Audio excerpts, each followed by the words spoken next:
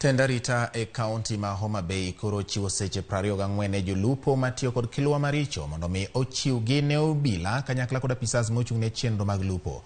Okang' ma kama okaw mar thiro lwenje moko ma osebedo kamuoch e dho wedhe mag kaunti ma Homa Bay. Alia Beach nigi ler mathoth.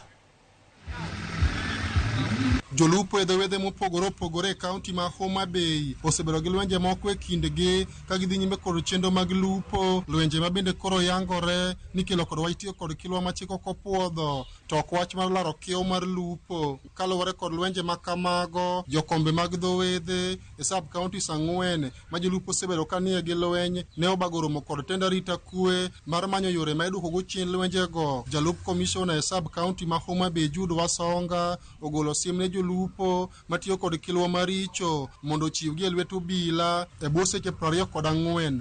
Abungulu fishing method is what is the biggest problem, and amongst the solutions which you have come up with is to ensure that it's eradicated, no compromise. Every Abungulu fishing gear should be removed, must be removed from the lake with immediate effect. So the gears have to be surrendered, but those who do not will go for the gears because there's no way.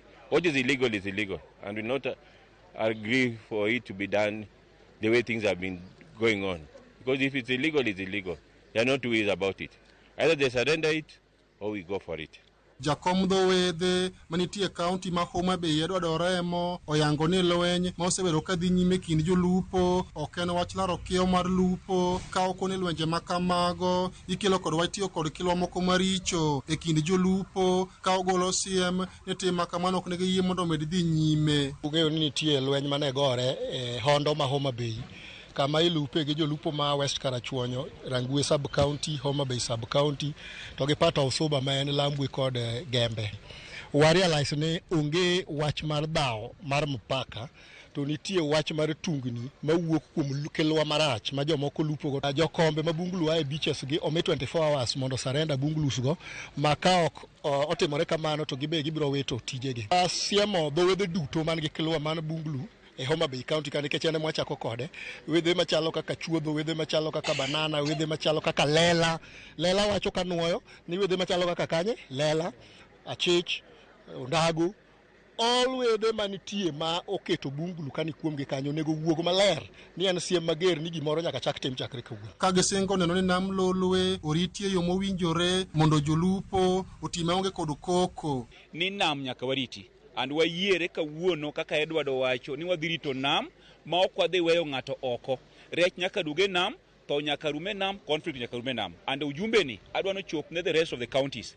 Gin bende wak nyiso gini mondo gitim gima Homa Bay County otimo.